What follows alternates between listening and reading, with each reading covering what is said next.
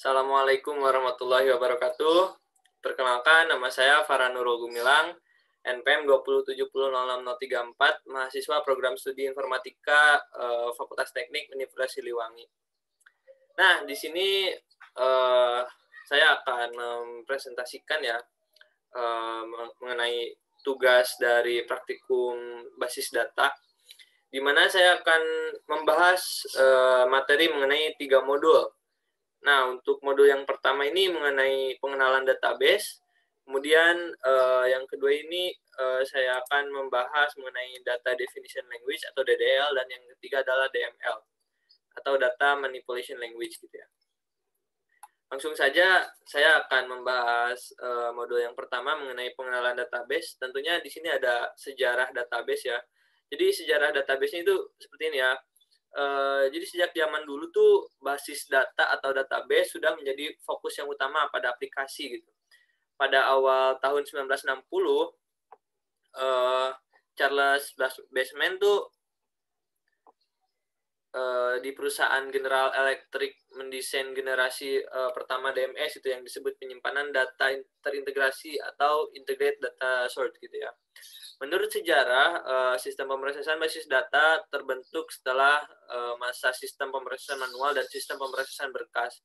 Pada akhir 1960-an, IBM mengembangkan sistem manajemen informasi atau Information Management System gitu ya, DBMS. IMS ini dibentuk dari representasi data pada kerangka kerja yang disebut dengan model data hierarki. Dalam waktu yang sama dikembangkan sistem Sabre sebagai hasil kerjasama antara IBM dengan perusahaan penerbangan Amerika gitu ya. Kemudian sistem ini memungkinkan user untuk mengakses data yang sama pada jaringan komputer. Nah, mungkin yang ingin saya bahas mengenai sejarahnya itu tidak akan panjang lebar ya, karena saya ingin menegaskan bahwasanya waktu yang saya miliki itu nggak terlalu banyak gitu ya. Jadi saya nggak bakal terlalu banyak juga gitu. Kita langsung saja masuk ke dasar teori gitu ya.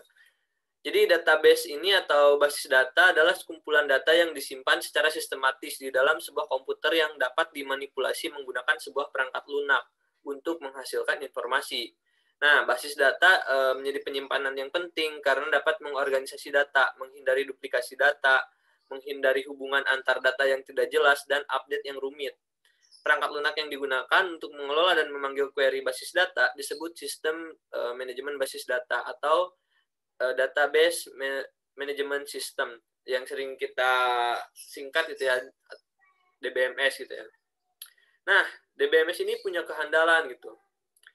Dapat diketahui dari cara kerja optimalisasinya dalam melakukan proses perintah-perintah SQL yang dibuat oleh pengguna maupun program-program aplikasi yang memanfaatkan keistimewaannya dari MySQL gitu.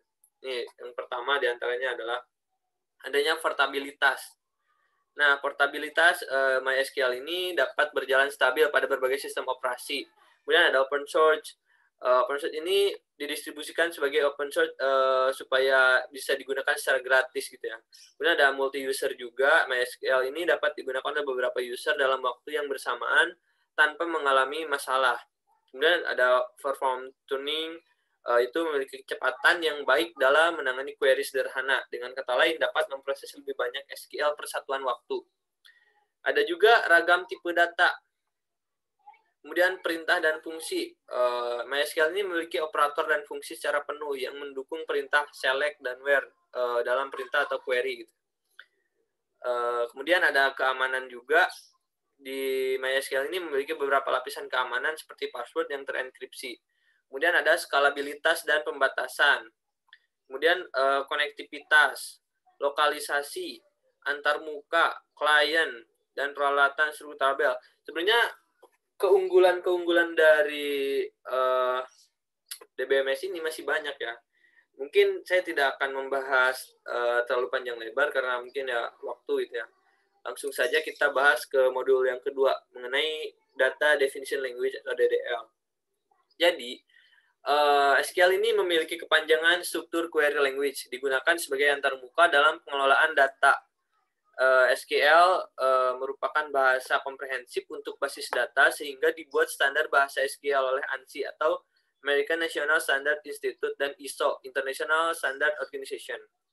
Di dalamnya, terdapat perintah untuk pendefinisian data, melakukan query up dan update terhadap data. Kemudian perintah tersebut dikelompokkan dalam dua istilah, yaitu DDL atau Data Definition Language yang kita bahas sekarang. Kemudian untuk DDL ini untuk pendefinisian data.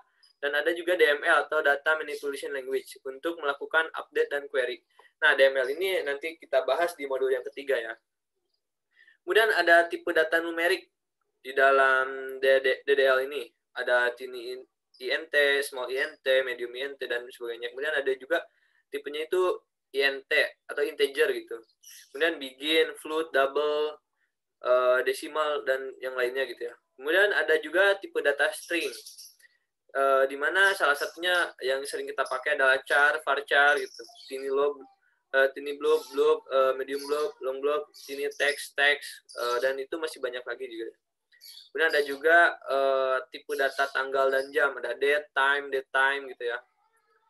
Sebenarnya teman-teman kalau misalkan pengen tahu lebih jelas, lebih dalam lagi, mendetail gitu ya, teman-teman bisa lihat di modul basis data ini yang saya upload dan kalau misalkan diminta oleh teman-teman gitu ya, supaya penjelasannya lebih mendetail gitu, lebih mendalam. Karena saya tidak bisa menjelaskan secara lebih dalam lagi yang tadi saya jelaskan karena keterbatasan waktu gitu ya. Dan di dalam perintah DDL nih, balik lagi ke materi ya. Ini ada